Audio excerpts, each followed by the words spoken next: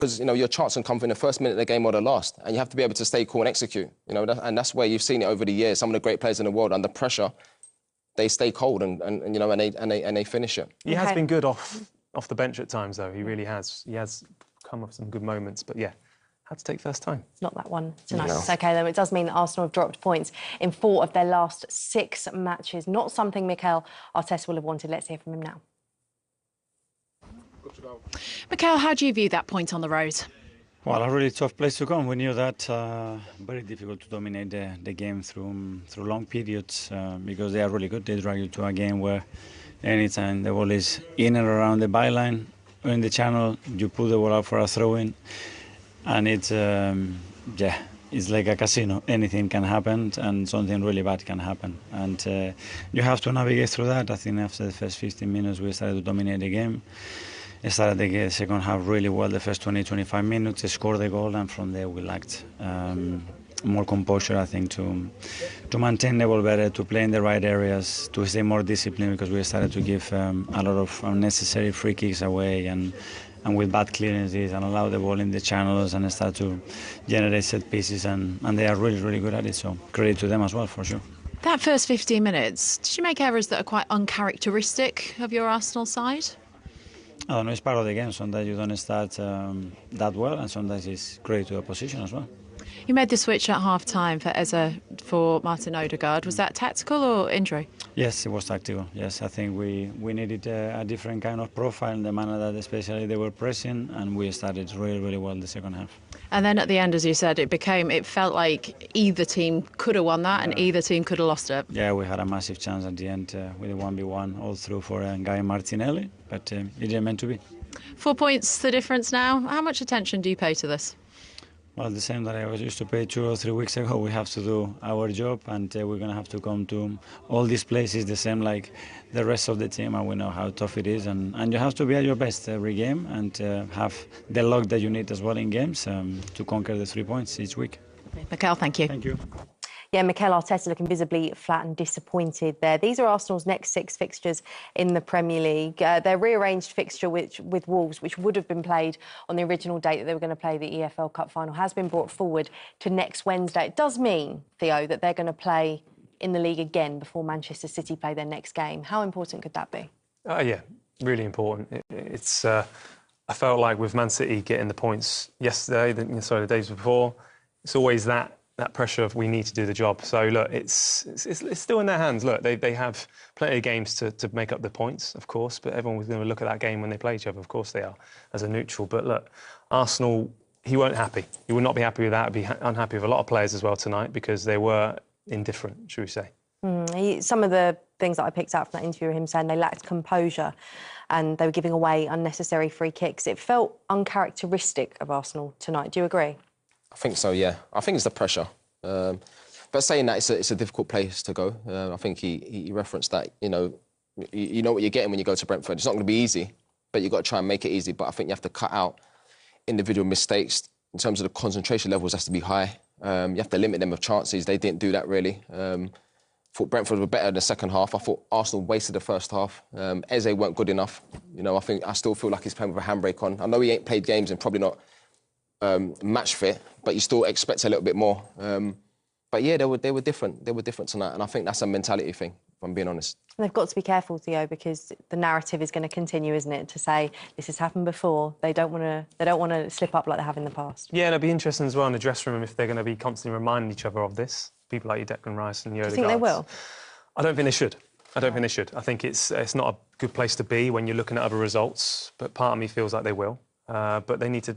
Again, it's the cliche, focus on their job, and it's Wolves next. Simple as that. And that's the focus. And a game against a team bottom of the league is potentially one that could get a bit of confidence from. Yeah, no, exactly. It's probably the perfect game for them to play right now, away from home. So, look, I think I would expect them to get an Arsenal win, a completely different performance. And, of course, they've got the FA Cup before then. So many competitions and so much still to play for in the... What I love about interviews when you go to Brentford is the atmosphere. You can hear that the fans are still there. We saw the team kind of go round and applaud them at the end. And you can understand why, Theo, because taking your Arsenal hat off for just a moment, Brentford have been brilliant at home this season, particularly against the top sides. Yeah, there wasn't many people leaving before. At the end of the game, it was incredible. It's a great little atmosphere. That stadium, fantastic, and they deserve everything they're getting right now. But there's a confidence and there's an energy about the place, and it's going in the right direction. It always has been, actually. And I feel now they're a really established Premier League team, and they're growing. They're growing very fast, and I was really pleased with Lewis Potter. He did some really nice moments tonight as well. But it's really refreshing just to see the energy that he gives in this young Brentford team, actually, because it is really young. So for me, he's a player to keep an eye on. This is why Brentford are doing well. Players like himself who are allowed to play with that freedom. And I think that's what Keith Andrews allowed for the team to access. OK, well, as we just heard from him, let's take a look at the goal that he did score to equalise things for Brentford. Do you want to talk us through this, Theo? Because I know that you were a little bit intrigued about something that happened just before. Yeah, I mean, we've been in this position before. Well, I have anyway. You, not so much a sub. I've got a halfway line. But there was a substitution that was made before. You know, Bukayo Saka come on, and it's kind of unusual during a set piece, because it was a corner, actually, that he came on for, which was here, which led to the clearance that went out for a throw. It could happen to anyone, but it was just more on the fact a substitution was made, and you can be a bit disorganised, I suppose. But look, Coyote's got an incredible throw. We know this, but it's all about the first contact. Van der Berg wins it. And Lewis Potter, his movement, his energy around there, and he just smells it. And you can just see here, you highlighted him here. Odegaard is aware of him, however, it's the little initial movement. He's that elegant and that fast, he can't react. And here, JD, the first touch is so important. Yeah, I think with any set piece, really, long throw-ins, there's so many bodies and so congested. I think the first contact's so important. Arsenal normally, they normally defend this well. The setup's good. If you don't get the first contact, you don't get the second, you're in trouble. It's a brave header, to be honest, right into the top corner there. But I have to say, they deserved it. For how they played in the second half, they deserved that. And maybe should have gone and won, like I said. It isn't something we see Arsenal do too often. They're so impressive defensively, so robust. We know they were missing William Saliba tonight. I know you said pre-match how much there is squad depth now and they have confidence in the players that come in. But do you think that they looked a bit unsettled as a back line a bit tonight? They looked nervous. They did. It's quite an intimidating place to play football as well, if you're not used to it, coming from different cultural leagues. However, look, I felt like they would go there and do the job. And like Jermaine said, the first half was wasted. The second half, there was signs which were improved when Martin Odegaard came on, and that's how Arsenal should have started. So they'll be kicking themselves for that, with the way they started wasn't the right way. But look, they're still 4 points clear of Man City, and they've just got to keep them at bay. And interestingly, Brentford are so impressive from throw-ins. They've got the most goals from throw-ins in the Premier League this season. They know what they're good at, and they use it, Jermaine. Sounds simple, but they're showing it works. The long throws that come back. Sam Allardyce used to get a stick for that. Yeah, I mean, it's like I said, it just causes chaos. And obviously they work on being brave. I don't suppose there's much tactical element to it, but you've got to be brave and get the first contact, like I said. And then, and then see if you can get the second one, and, it causes chances. I mean, if you've got someone that's got a long throw, you have to use it. And like you see, when you see the graphic there, it's effective, so you've got to keep using it. What I like as well is where they're always moving. Yeah. Sometimes throw-ins, you're waiting, he's rubbing the towel, but they're just constantly on the move. And it's hard to defend it. It's so hard to defend. Yeah. Me and Jermaine, we wouldn't be defending there. I was going to make that point, I'm ready for the counter-attack. But no, it causes so many problems and it just disorganises everyone. And then suddenly you've lost your man because you ran into someone. So it's a great weapon to have. It goes back to kind of something we said pre-match, or you guys pointed out, the fact that once they get the ball, they kind of look to attack. They know what they're good at, and they just do it. And it's like, I said it before, it sounds so basic, but not all teams do that. I think teams try and do it, but you can tell that they've worked on it. Because I think you can win the ball back and you can break, but you've got to do it with quality. You've got to keep the ball. And even before, at the top of the show, we saw a few clips where on the transition, they get to free passes quickly, and then you've got runners, and then they end up scoring. I think that's a skill. That's something that you have to work on as a team. They do it so well, better than anyone in the league, to be honest. How much credit does Keith Andrews deserve? So much credit, because I think they're a better team now than they were last season and the season before. I feel like I think they've always been a good team, a decent team, but I feel like they're harder to play against now. I think there's a sort of clear identity in terms of how they play and the home form. Any team that goes there, it's going to be a difficult game.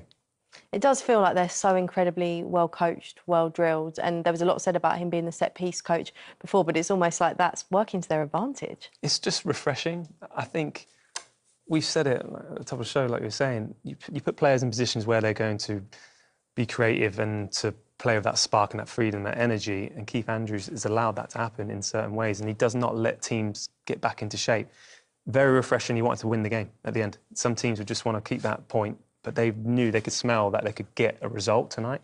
That's why he was so disappointed. You could see he was disappointed not getting the win. But look, it's great to see, and that's why we love the Premier League. That's why we love it. It is indeed. Well, we can... And Martin, Brentford very much on top for a lot of the first half, but Arsenal made the change at half-time with Ødegaard coming on, and it did improve, didn't it, at the start of the second half? Without doubt, because I think what Ødegaard brings is often missed, the way that he presses really high up the pitch, and Brentford then really couldn't play through the midfield in the way that they wanted to. I felt when the goal came, that was obviously a good moment. But then Ødegaard gets, for me, injured. I don't think quite the same player after that. I think there's actually the Arsenal players that came off the bench didn't quite look themselves.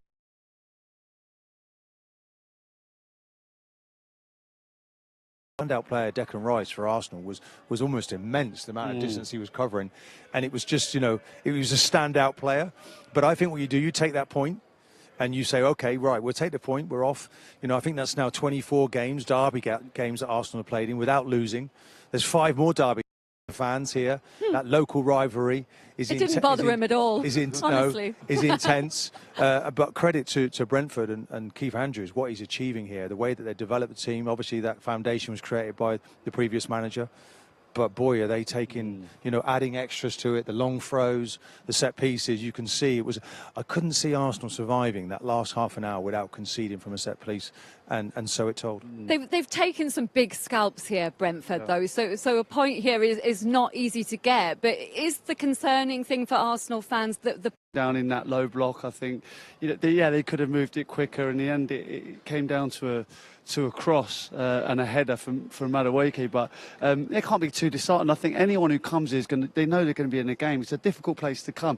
They grind you down, and you know it wasn't too dissimilar to the Stoke team that I played for. You know, when you just see players kind of, you just feel like it's a matter of time before you've worn them down. The deliveries from Jensen were first class. He's whipping them right underneath the bar. The throw-ins keep coming in, and I actually felt Mosquera and Gabriel did well. I thought they were 2 of the better players for Arsenal tonight. But you know, that kind of pressure eventually tells its toll. And you felt that Arsenal were going to get it over the line with that Madueke. To get some reaction from the G-Tech Community Stadium now. Sepp van der Berg is joining us pitch side, and he looks like he might be a little bit cold, so we won't keep you too long.